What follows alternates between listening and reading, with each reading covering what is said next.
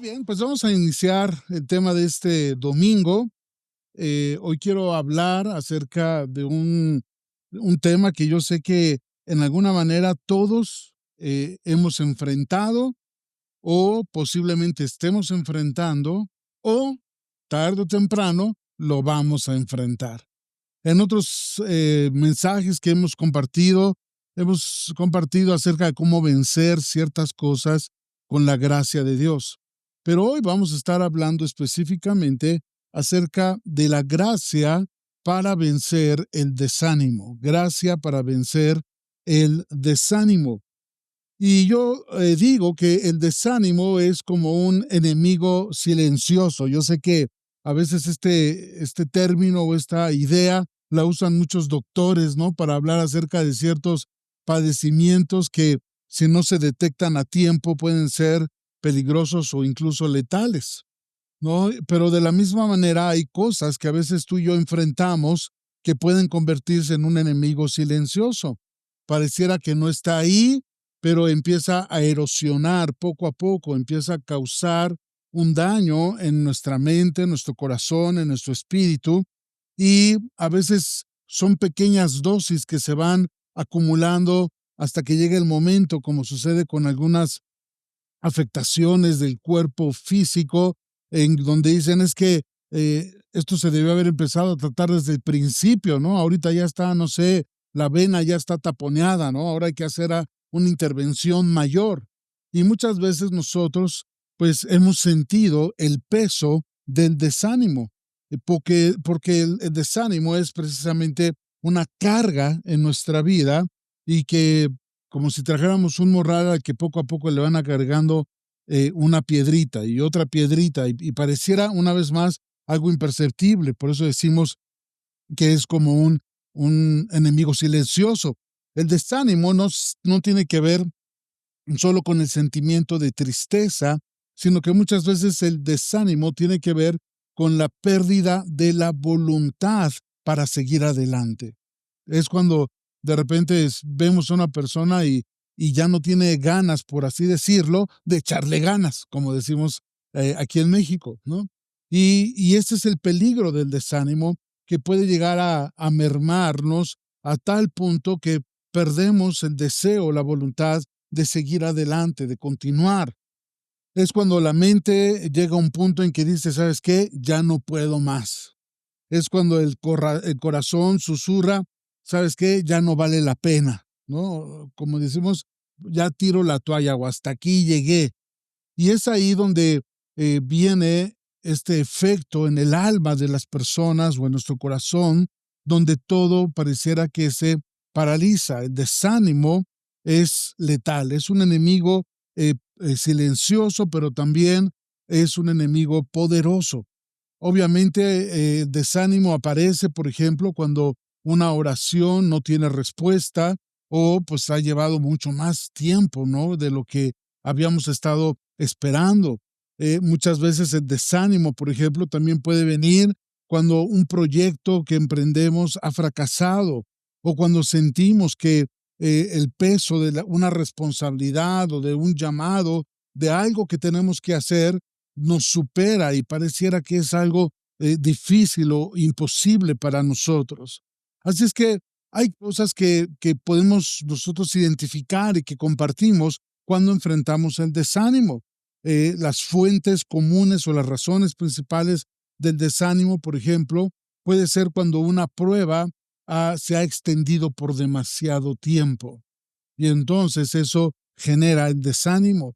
Muchas veces, en segundo lugar, el desánimo puede venir por algún tipo de fracaso en nuestra vida. Es decir, eh, cuando las cosas han salido mal o, como decíamos la semana pasada, ¿no? Cuando cosas que esperabas que salieran bien y no sucedió como se esperaba.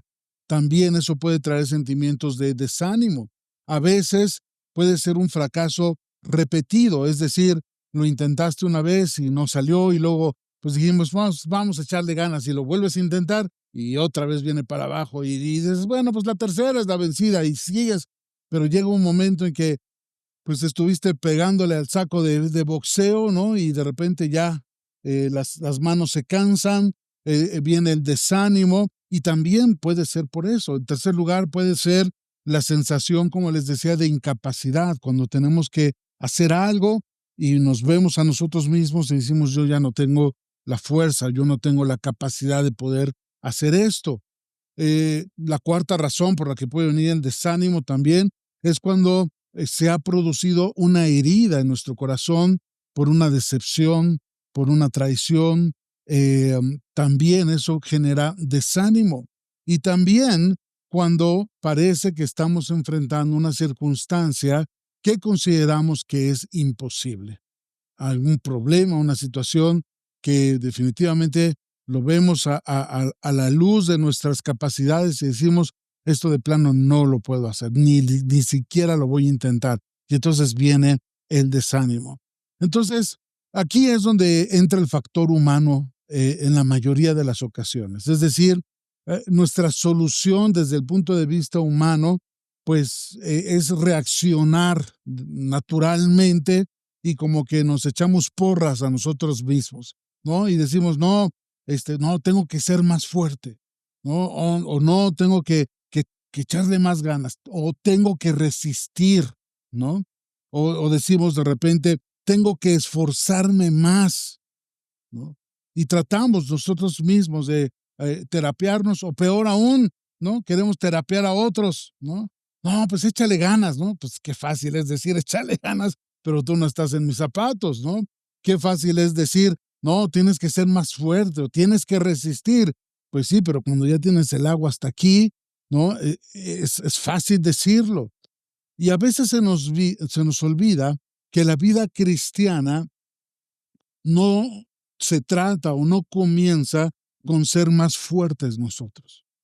Por más terapia que le echemos a nosotros mismos o a otros, no se trata de que seas más fuerte, no, muchas veces no se trata de que te esfuerces más, sino todo lo contrario. No es con fuerza, dice la palabra del Señor, no es con espada, no es con ejército, no es con fuerza, sino es con el poder de Dios. Y ahí es donde entra el factor de la gracia, porque la gracia es lo que nos ayuda o nos capacita para poder experimentar el poder de Dios, no nuestra fuerza, no es échale ganas, sino que llega un momento en que, como hemos aprendido durante este año, tenemos que ser humildes para reconocer y honestos para reconocer nuestra debilidad y decir, no puedo. Yo sé que eso pues va en contra, ¿no?, de la cultura popular, va en contra de esta filosofía o de esta idea de que no, pues tú puedes, tú no necesitas a nadie, tú tienes todo lo que se necesita y échale ganas, ¿no? Y no, desde el punto de vista de la palabra de Dios, no se trata más de nosotros, se trata cada vez menos de nosotros y más de Él. Así como cuando estaba Juan el Bautista, ¿no? Bautizando y de repente viene el Señor y Juan lo reconoce este es el Cordero de Dios que quita el pecado del mundo y sabe que es el tiempo en que Él tiene que empezar a menguar y hacerse para atrás y decir, es necesario que yo mengüe para que Él crezca. Ujú. Así es que eh, ese es el problema con nuestra solución humana. No es échale ganas, no es sé más fuerte o resiste más, no. Al contrario, es un reconocimiento honesto, sincero, de decir, Señor, necesito más de tu gracia, necesito más de ti. Entonces, ¿cuál es la idea de este mensaje? Y quizás ya me estoy adelantando mucho a la conclusión, pero la idea del mensaje es que para vencer el desánimo no necesitamos más fuerza humana, necesitamos más gracia divina. Eso es lo que necesitamos. Recuerden, por favor, que Dios no siempre quita el problema. El apóstol Pablo, como hemos estudiado a lo largo de este año, oró y le rogó al Señor y le pidió 3 veces, Señor, por favor, ya quítame este problema, quítame este aguijón, esta situación. Pero en las 3 ocasiones el Señor le dice, mi gracia es todo lo que necesitas. No lo voy a quitar, sino que mi poder se va a hacer fuerte en ti. Eso es lo que necesitamos. No más de nosotros, necesitamos más de Él. Y a veces la gracia de Dios no se manifiesta con grandes manifestaciones, ¿no? Del poder de Dios como a veces quisiéramos que sucediera, ¿no? La gracia de Dios muchas veces viene a través del descanso, de descansar en el Señor. Viene a través de aprender a depender de su sustento y sobre todo de poder escuchar la voz apacible del Señor para restaurarnos. Y que cuando estamos enfrentando el desánimo, el Señor nos infunda aliento. Hoy vamos a leer una historia que todos conocemos en el primer libro de Reyes, capítulo 19, versículos del 1 al 9. Lo vamos a leer en la Nueva Traducción Viviente. La palabra del Señor dice: cuando Acab llegó a su casa, le contó a Jezabel todo lo que Elías había hecho, incluso la manera en que había matado a todos los profetas de Baal. Entonces Jezabel le mandó este mensaje a Elías: que los dioses me hieran e incluso me maten, si mañana a esta hora yo no te he matado, así como tú los mataste a ellos. Versículo 3. Noten palabras claves. Elías tuvo miedo y huyó para salvar su vida. Se fue a Berseba, una ciudad de Judá, y dejó allí a su sirviente y luego siguió solo todo el día hasta llegar al desierto. Se sentó bajo un solitario árbol de retama y pidió morirse. Basta ya, Señor, quítame la vida, porque no soy mejor que mis antepasados que ya murieron. Entonces se acostó y durmió debajo del árbol. Mientras dormía, un ángel lo tocó y le dijo: levántate y come. Elías miró a su alrededor y cerca de su cabeza había un poco de pan horneado sobre piedras calientes y un jarro de agua. Así que comió y bebió y volvió a acostarse. Entonces el ángel del Señor regresó, lo tocó y le dijo: levántate y come un poco más, de lo contrario, el viaje que tienes por delante será demasiado para ti. Entonces se levantó, comió y bebió, y la comida le dio fuerza suficiente para viajar durante 40 días y 40 noches hasta llegar al monte Sinaí, la montaña de Dios. Ahí llegó a una cueva donde pasó la noche. Solamente para darles un poco de contexto, si ustedes tuvieran oportunidad de leer el contexto de esta historia, en el capítulo 18 es el famoso momento donde Elías vio caer fuego del cielo para consumir el holocausto que él había preparado en este desafío contra los falsos profetas de Baal, ¿no? Que estaban al servicio de Jezabel. Y bueno, sabemos por la historia que no solamente fueron esos 450, sino que fueron todavía otros 400 más. O sea, al final fueron 850 falsos profetas y sacerdotes de Baal. Vimos a Elías en esta historia, cómo él ora y debido a su oración, una sequía que había durado 3 años sobre la tierra, dice la palabra que empezó a ver la lluvia por la oración de Elías. Es decir, Elías estaba en un momento pues fuerte, por así decirlo, al ver todas estas manifestaciones poderosas, gloriosas de Dios y que Elías se sentía definitivamente respaldado por Dios. Pero después de ese tiempo, entonces viene esta historia, ¿no? La famosa caída, vamos a llamarlo así, ¿no? Justo después de esos tiempos de victorias tan grandes, viene la amenaza de la reina Jezabel. Ahí todo esto, pues ya lo leímos ahorita en 1 Reyes 19:2. Y aquel hombre que había enfrentado a cientos de otros hombres, falsos profetas y sacerdotes, ahora huye de una sola mujer, llamada Jezabel. Claro que sabemos que no era cosa fácil, ¿verdad? Jezabel. No vamos a entrar en este detalle. Elías no consulta a Dios y simplemente, como dicen, huye por su vida. Después de ahí, podemos nosotros darnos cuenta cómo el desánimo puede venir a cualquier persona. No importa cuántas victorias hayas tenido en el pasado, no importa cuántas cosas milagrosas, gloriosas tú hayas visto en el pasado en tu vida o en ciertos momentos de tu vida donde indubitablemente el Señor estuvo ahí y viste el poder milagroso de Dios y con una fuerza extraordinaria, nos damos cuenta que el desánimo no respeta las victorias del pasado. El desánimo tampoco respeta a los grandes siervos de Dios. Y si no respeta a los grandes siervos de Dios, pues ¿qué nos queda ahora sí que a nosotros?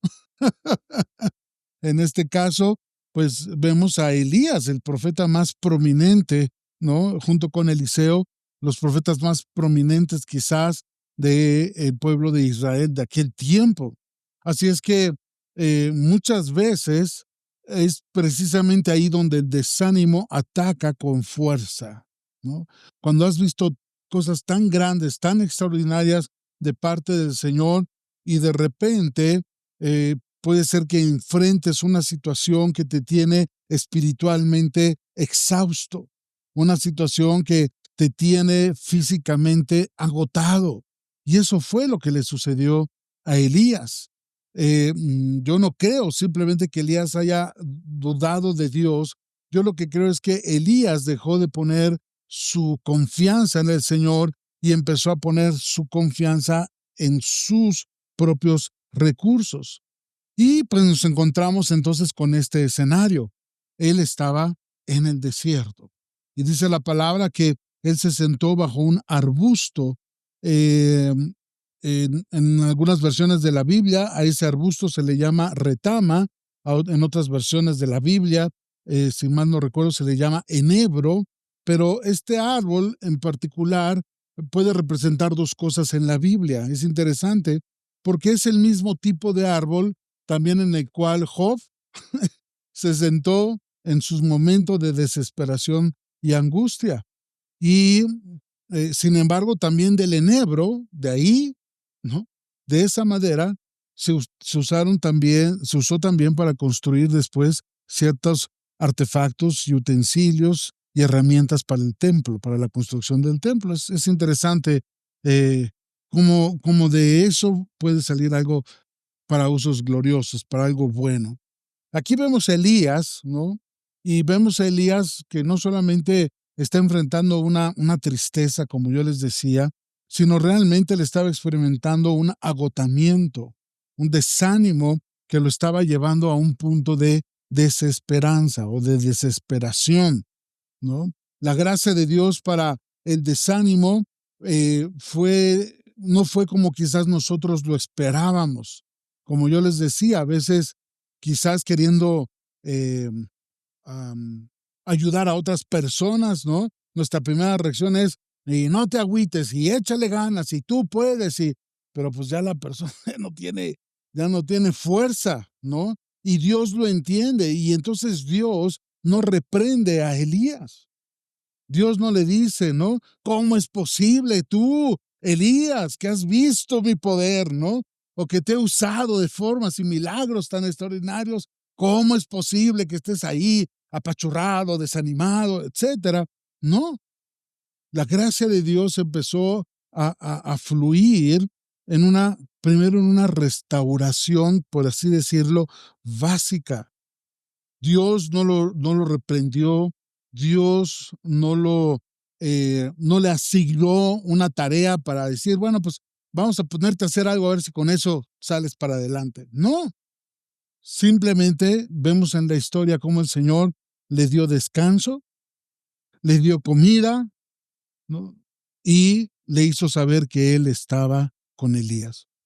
Eso es todo lo que hizo. Así empezó este proceso de restauración para la vida de Elías. Ahora, veamos cómo es que Elías llegó a ese punto, ¿no? Después de que sale, les dije en la lectura, noten ciertas acciones, ciertos verbos que aparecen ahí. Y obviamente el primer síntoma de que Elías, como todos nosotros, ¿no?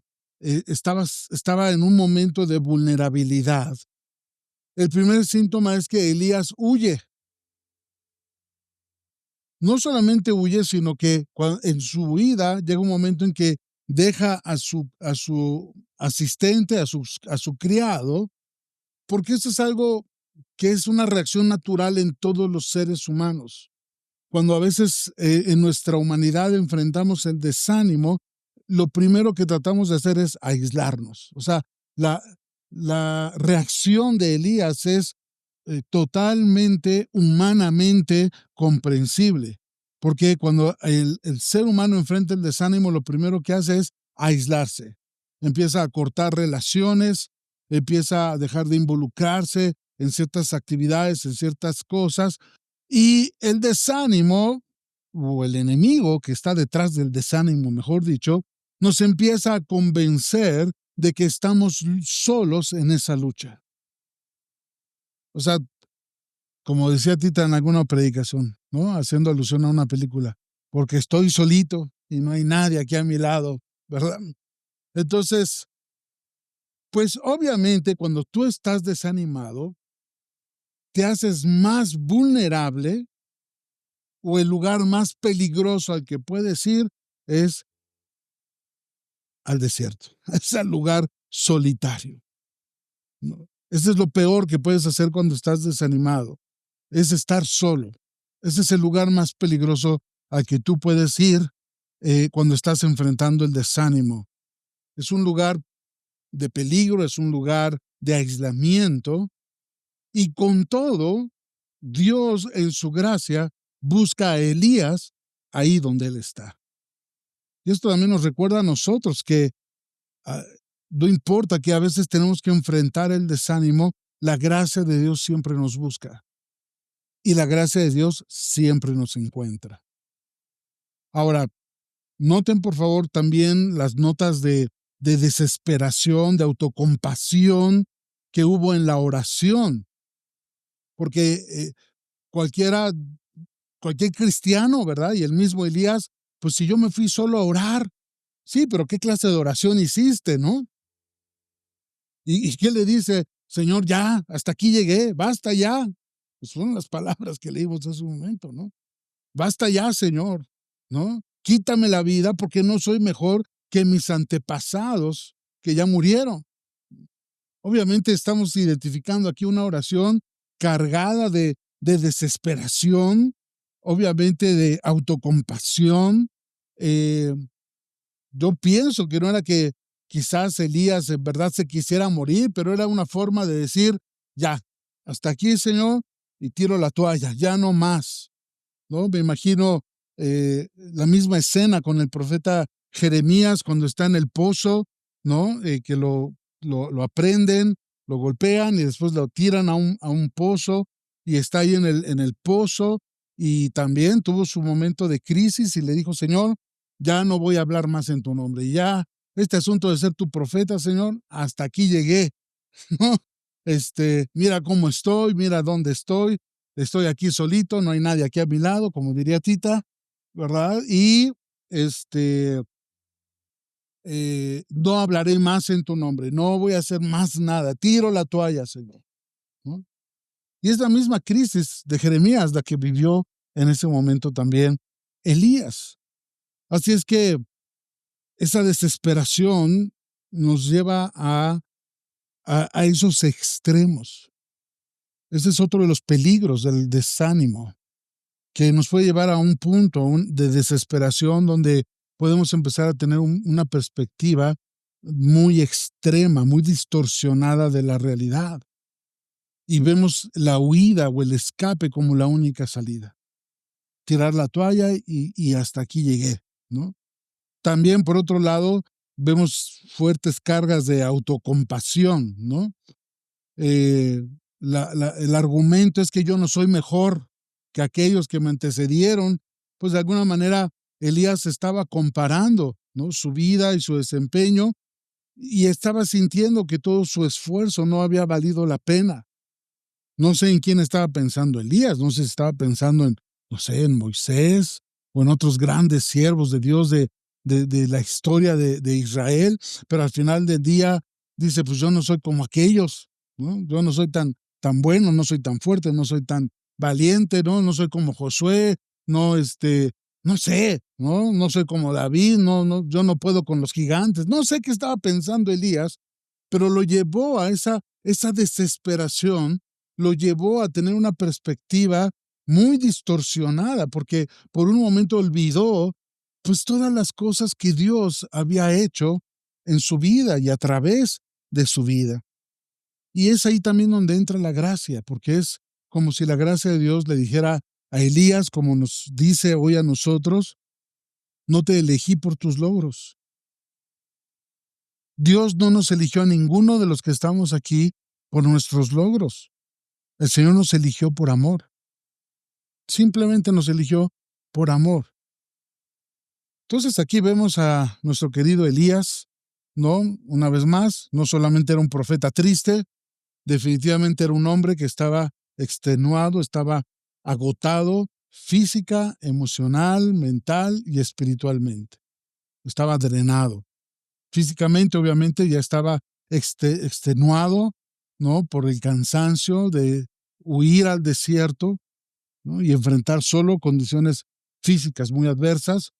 Obviamente, el desánimo en el área de la mente, en el área de las emociones.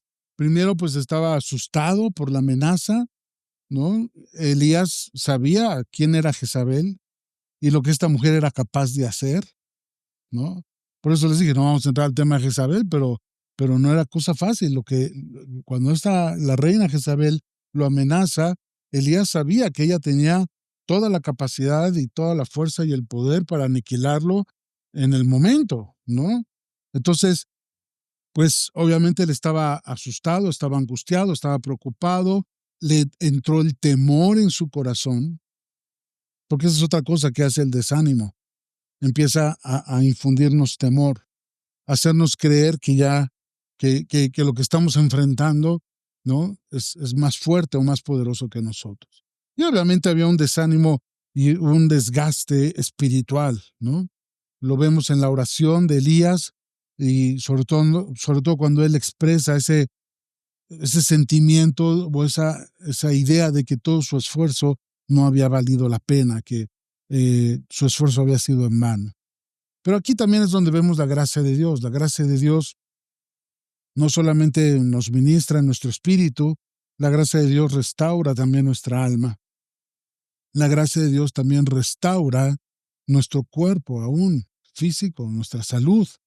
A mí me encantó, sin ponernos de acuerdo, el texto que leyó hace un momento Shu, fue el Salmo 138. Bueno, vemos entonces la gracia de Dios también en la restauración de Elías, ¿no?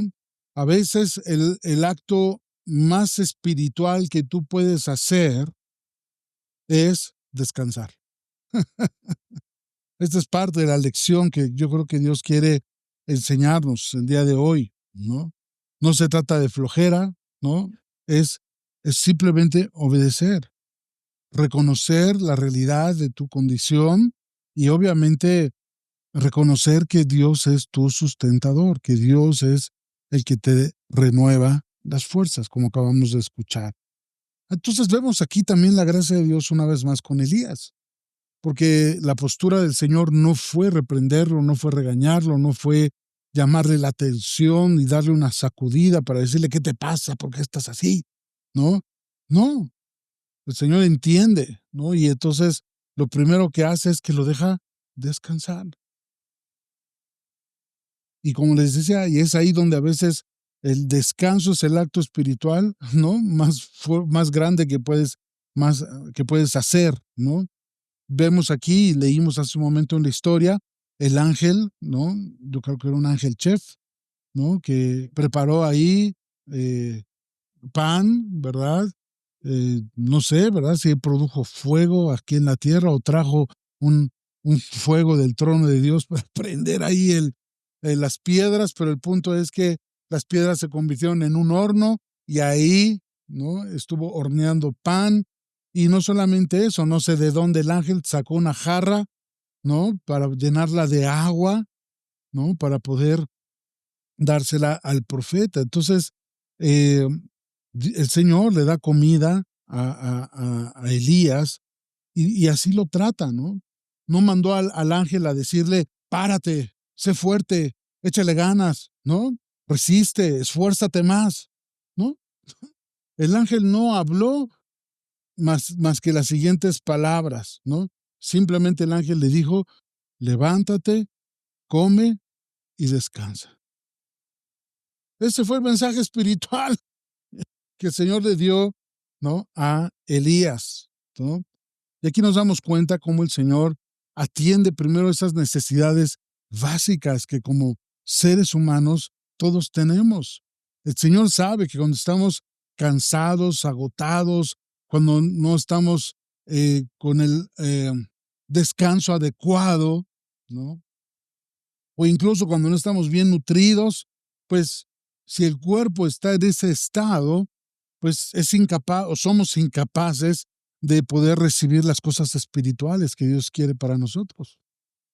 Entonces a veces el Señor pone estate quieto, Prieto, ¿verdad? Tranquilo, ¿no? Todos tranquilos. Se despierta Elías en un momento y está ahí el ángel. O sea, el ángel no se apartó.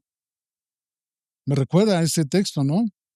El ángel del Señor acampa alrededor de los que le temen y los defiende. Y Elías está ahí solo, en medio del desierto, debajo de un arbusto, solo, pero en realidad no está solo. Aún ahí, el ángel del Señor está cubriéndolo, ¿no? Y entonces, él le dice, Elías, come, duerme, descansa, vuelve otra vez a beber, ¿no? Y a través de ese alimento y a través de ese descanso, Dios le provee a Elías una fuerza sobrenatural. Recuerden lo que leímos. Después de su tiempo, ¿no? No nos dice cuántas horas o cuántos días él estuvo en esas vacaciones, en ese momento de reposo, pero sí leemos después que lo siguiente fue un viaje de 40 días, 40 noches, y así es que ese pan, esa agua, ese descanso no era para ese día o no era por ese día, no era para que él se pusiera a hacer algo más, simplemente era para darle fuerza para lo que venía después, ¿no? Y todos recordemos, ¿no? Ya no lo leímos y no puedo profundizar mucho, y no hace muchos meses prediqué acerca de la experiencia de Elías en la cueva. Eh, todos sabemos cómo Elías llega al monte Oreb o al monte Sinaí, es el mismo monte, y ahí, llamado el monte de Dios, finalmente, pues Elías llega, ¿no? Esperando tener una experiencia, ¿no? Un encuentro con el Señor. Y pues él esperaba una manifestación dramática, ¿no? Del poder de Dios como las que había visto en el pasado.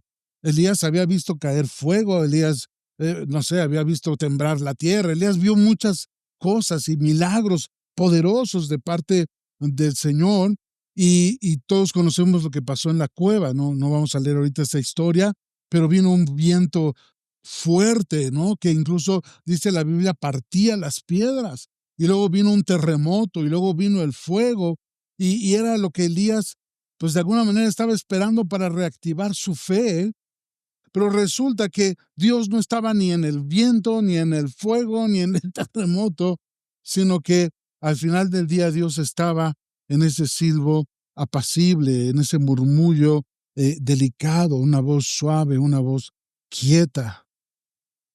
Yo me imagino a Elías recordando ese dramatismo en el Monte Carmelo, ¿no? Y yo creo que el Señor le estaba enseñando a Elías una lección que yo creo que tú y yo necesitamos también aprender o recordar el día de hoy, ¿no? Tenemos que aprender que Dios no solo está en lo espectacular, no está en las grandes manifestaciones, no está en las grandes cosas o experiencias que a veces nosotros en nuestra naturaleza humana queremos tener, ¿no? Yo conozco muchas personas que a veces van a un servicio, a una iglesia, con una expectativa casi, casi de que va a haber viento, fuego, terremoto, el mover de Dios y que algo extraordinario va a pasar ahí y que si no pasa es que Dios no estuvo ahí, ¿no? No, como que hoy la presencia de Dios, pues como que no se sintió, ¿verdad? No, y como que el servicio estuvo así medio, no sé, muy tranquilo, muy sereno. No, y estaban esperando el fuego, estaban esperando el poder, el terremoto, etcétera. Pero el Señor le estaba recordando a Elías que el Señor no está en lo espectacular muchas veces, sino que el Señor está en lo apacible, en lo cercano, en un trato personal, cerca del corazón. Y obviamente ese silbo apacible o a través de ese silbo apacible fue como Elías pudo vencer todo ese ruido que traía en su mente, todo ese ruido que traía en su corazón, toda esta distorsión, el desánimo, la tristeza, el temor, todo eso se levantó como un ruido, yo creo, en su cabeza. Y quizá él estaba esperando por eso algo, una manifestación así sorprendente, ¿no? Pero él aprendió ese día lo que yo creo que Dios quiere que tú y yo aprendamos hoy, que la gracia de Dios es una voz tranquila, que muchas veces Dios está en ese murmullo, en ese silbo apacible que solamente puedes escuchar cuando no hay ruido. Y a veces Dios nos lleva a esos momentos, Dios nos trae a esas experiencias de, de llevarnos del desierto a la cueva donde está su presencia solamente para que nosotros recordemos que Él está con nosotros. El Señor sigue estando con nosotros. Que el Señor nos está diciendo, yo estoy contigo. Aunque tú no sientas el viento, el fuego, el terremoto, el ruido, yo sigo estando contigo. Un silbo suave, apacible. Necesitamos aprender a discernir la voz de Dios para entonces poder identificar esas voces que no vienen de Dios. Porque obviamente el desánimo va a venir a mentirte. El desánimo te miente y te va a decir, eres insuficiente. Pero Dios, a través de su gracia, te, te susurra al oído, ¿no? Te da la verdad, ¿no? Yo soy suficiente para ti. Y cambia totalmente nuestra perspectiva. Se calla todo ese ruido, toda esa vorágine, para poder escuchar la voz apacible. El desánimo viene y te dice, estás solo. Pero en ese murmullo viene la gracia que dice, no, yo estoy contigo todos los días, hasta el fin. Siempre estaré contigo. A veces el desánimo viene a decirte, ya ves, tú no puedes. Y sí, es cierto, y obviamente nos enganchamos a eso. Pero necesitamos oír el suave murmullo de la voz de Dios que nos dice, mi gracia es todo lo que necesitas. Mi poder está sobre ti.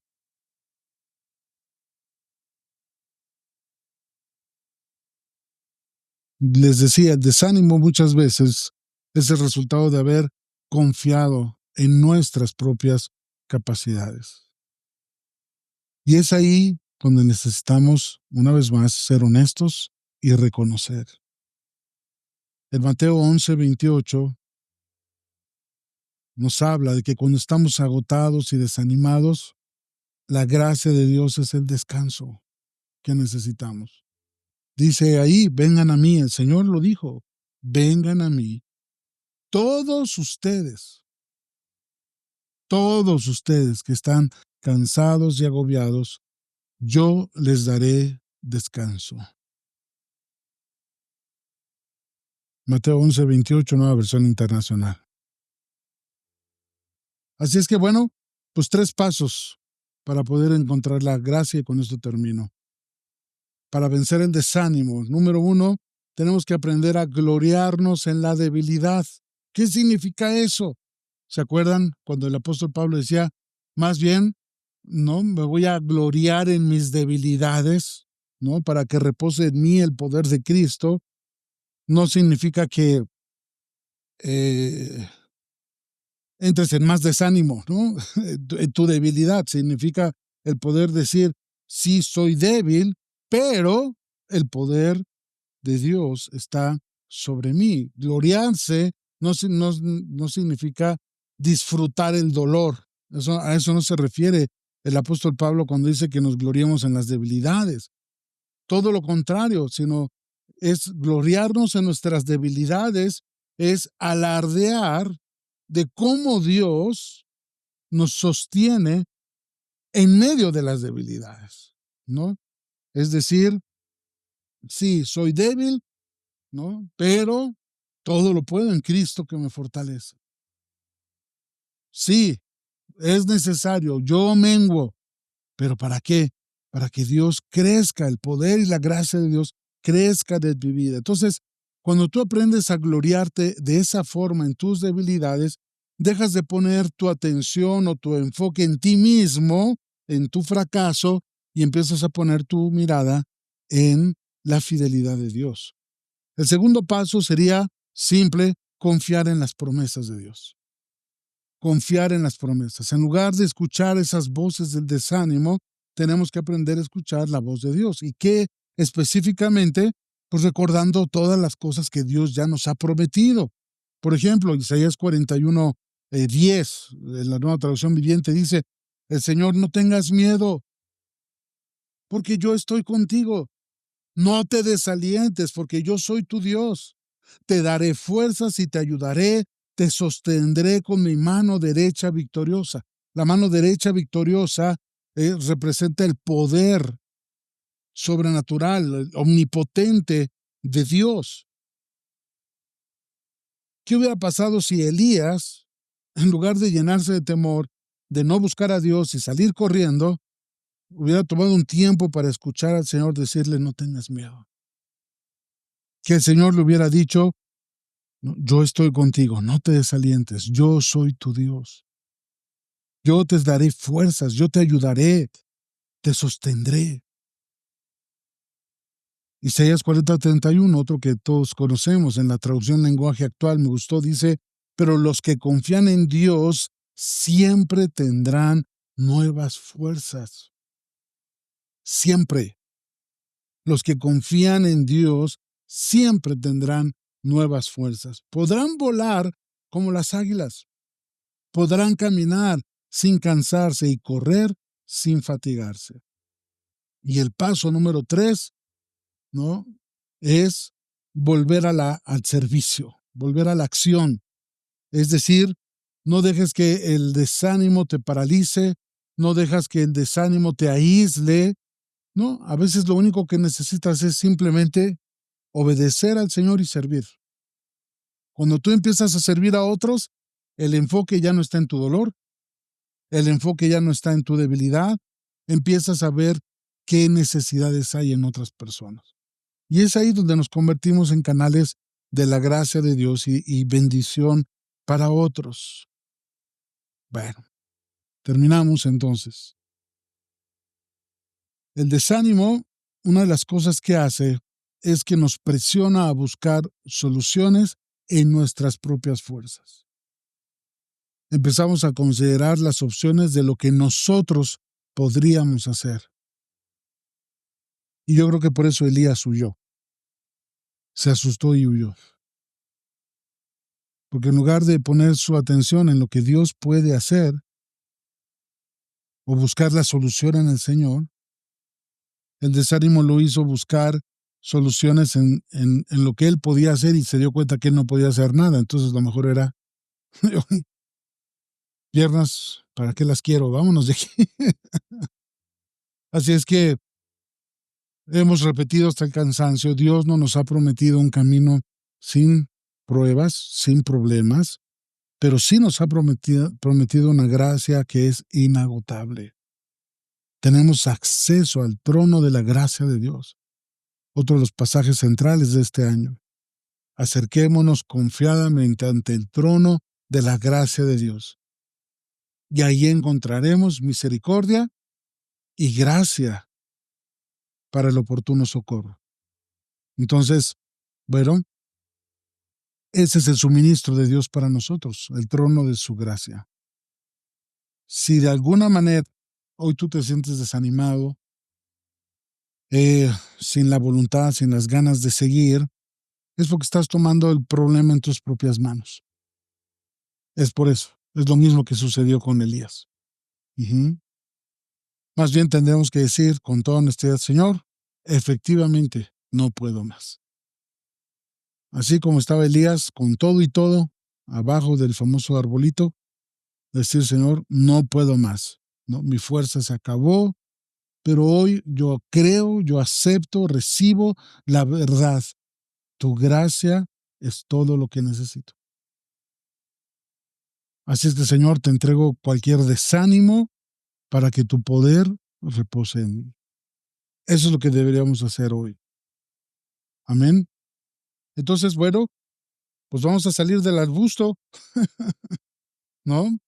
Y estoy seguro, ¿no? Que la gracia de Dios nos ofrece a nosotros hoy lo mismo que le ofreció Elías. Lo mismo. Número uno, permiso para descansar. En el sentido de dejar de estar luchando en tus propias fuerzas. Y aprender a aceptar también el descanso, el sustento de Dios, ¿no? Simplemente recibir su cuidado. Dios sigue siendo fiel y seguirá siendo fiel. Dice la palabra, Él da semilla al que siembra, da pan al que come. Él sigue sustentándonos todos los días. Él sigue enviando ángeles a nuestras vidas, a veces de manera imperceptible, pero que simplemente están ahí para echarnos la mano, para ayudarnos, para fortalecernos, para darnos descanso. Que eso es todo lo que a veces se necesita. Y la segunda cosa que le ofreció a Elías y que nos ofrece a nosotros hoy es que dejemos de buscar a Dios solo en los grandes manifestaciones, grandes milagros, fuego, terremoto, ruido. Claro que Dios puede usar todas esas cosas y Dios lo sigue haciendo el día de hoy, pero muchas veces Dios lo que quiere es llevarnos a un lugar de quietud y tener la oportunidad de poder escuchar su voz apacible, que es donde Él está. Callar todo el ruido que se ha levantado alrededor de nosotros, en nuestra mente o en nuestro corazón, y poder tener la capacidad de escuchar ese murmullo que escuchó Elías, donde Dios estaba. Y cuando entonces escuchemos ese murmullo, simplemente el Señor nos dirá lo mismo que le dijo a Elías a través del ángel: levántate, come, porque largo camino te resta. O sea, aquel ya quería tirar la toalla y el Señor viene y le dice, no, papacito, estás mal. Espérate, todavía no sabes todas las que te faltan, así es que no te me desanimes. Amén. Y yo creo que por eso estamos aquí. Para eso el Señor nos ha traído a esta cueva hoy, a este lugar, ¿no? Para que escuchemos su voz apacible, ¿no? Fuera del terremoto, del viento, del fuego, del ruido, simplemente escuchar su voz. Amén. Inclinen su rostro un momentito, vamos a orar.